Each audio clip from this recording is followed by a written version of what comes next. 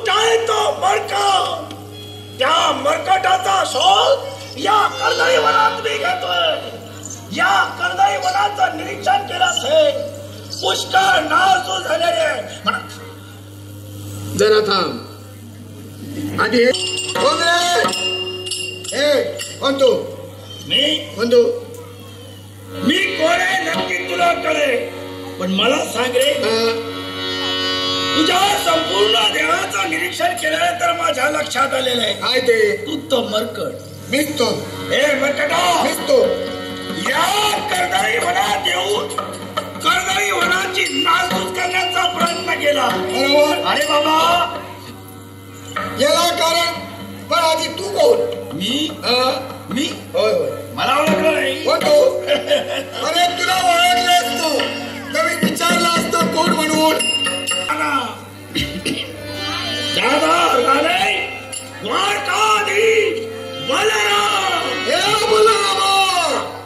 तू काय म्हणास? माझं नाव ऐकल्यानंतर काळाच्या तुझा छातीत थर्र होतोय, पण मला काही फरक पडत नाही. पण याला कारण तू आहेस. हे कर्दळी म्हणतो मी ठाम मारलाय, हे नाचतूच करतोय, याला कारण तो कसा आहे?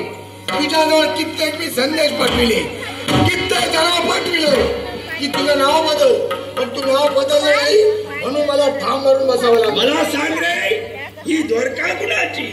कुणाची असेल मला त्याच्याशी देणं नाही. सत्ता कुणाची असो माझ्याशी देणं नाही. अरे द्वारकेचा राज करता मी, कर्दळी वनाचा अधिकार माझा. मग माझ्याच कर्दळी वनात तू येतो, माझ्या सैन्यांजवळ संदेश तू देतो. बरोबर. आणि मला माझं नाव बदल. तुझ्या बापाचा नोकर हे द्वारकाधीशा. मी तुझ्या बापाचा नोकर आहे, पण तू साक्षात माझा नोकर आहे. कारण जर तुझी सत्ता, तुझे अधिकार हे कर्दळीवर जर तुला घ्यावाचं वाटत असेल, माझ्या म्हणण्याप्रमाणे होईल. नाव बदल नावपेक्षा हे कर्दळीवर विनाश करी तुझी सत्ता आणि अधिकार सारे हातात घेईल. तुझ्या सारख्या मकडाच्या शब्दाच्या तालावर नाचण्यासाठी जन्म झालेला नाही. बाणपणीच्या मला नाव ठेवलं गेलं, त्या नावाप्रमाणे विश्वाला मार्ग पटवून देण्याचा प्रयत्न द्वारकाधीशाने केलेला आहे. तुला संधी देतोय, मला तेवढं पुरं झालं, चालता होईल. तुझ्या साऱ्या प्रश्नाचे उत्तर देणार. आता ऐकून घे, तू काय म्हणालास ते प्रथम सांग. त्या प्रश्नाचं प्रथम उत्तर देणार. प्रथम काय बोलला? प्रश्न उत्तर नको, संधी नाही. संधी नको. काय म्हणालास? मी कुणाच्या तालावरती नाचणार नाही. मी माझा ताल काय हे तुला दाखवून देणार. हा मरकट तुला नाचविणार. मी सरळ ऐकत बोललोय. माझ्या राज्यात येऊन मला नाव बदलण्यासाठी प्रवृत्त करतोय. तसं तुझ्या बांधील नाही. तू माझा बांधील नसशील, पण तुझ्या राज्यात येऊन तू जरी माझा बांधील तरी तुझं नाव बदलेल. भविष्याच्या उदरी काय समावणार कोणी सांगू शकत नाही. रणांगणाच्या ठिकाणी एकाचा जय दुसऱ्याचा पराजय ठरलेला असतो. मी पराक्रमी आहे, त्याचप्रमाणे तूही पराक्रमी आहे. जर यदा कदाचित तू विजयी ठरला मला बरे, पण मी विजयी ठरलो तर माझ्या तालावर तुला नाचविल्याशिवाय राहणार नाही. द्वारकाधीशा, भविष्य काळात काय लपलंय हे तू किंवा मी सांगू शकत नाही. पण आज तर समजा तू मला जिंकलंस आणि मी तुला हरविलं तर तुझं नाव वाचलं. पण समजा तू मला हरविलंस तर तुझ्या तालावर मला नाचणार हे तुझं मला पाहिजे. मी सुद्धा त्याचं वक्तव्य केलंय, त्याचा तुझ्या लक्षात आला नाही.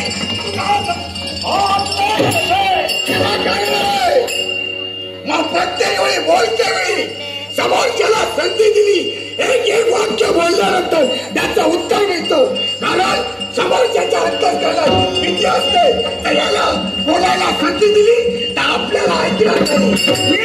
होण्यासाठी आमचा जन्म झालेला आहे. नाटारलेला म्हणून आम्ही चाललोय. आमच्या मनात तुझ्या भीती नाही. मला नाटारणारा वाणी मागतो त्यावेळी तुझा चुकवीन. त्यावेळी नाव सांगेन. यावेळी हवे कमाल करून स्वतःचं वर्चस्व निर्माण करण्याचा प्रयत्न करत आहे. लक्षात ठेव, तुझा काळ म्हणून मी उभा आहे. वादावरती संशय चालून वादळ निर्माण करणारा मलकट नव्हे हे लक्षात ठेव. त्या दिशेला मी जातो, त्या दिशेला वादळ निर्माण करतोय. मग मी सुद्धा कोणी वक्तव्याचा वक्ता नव्हे. मूर्तिमत्ता कृतीचा शास्त्र आहे. पराक्रम पटवून दिल्याशिवाय राहणार नाही. अरे बोलत ना सोप्या वाटे, पण कुठे घडता शिरतुने बोलणं फार सोपं असतं. बोलायला शब्द विश्वाच्या बाजारात विकत घ्यावा लागत नाही, पण तेच शब्द खट्ट सत्य कोणी उतरवताना डोळी नाटकत असतो. हा नियम तुला सुद्धा लागू होतोय. पण ठीक आहे, बोललेले शब्द सत्य करण्याची हिंमत आणि धमक माझ्याकडे आहे. आता तुझी जर हिंमत असेल तर या ठिकाणी आयुष्य मोहरावया बैसला महापारी. आयुष्य मोहरावया बैसला महापारी.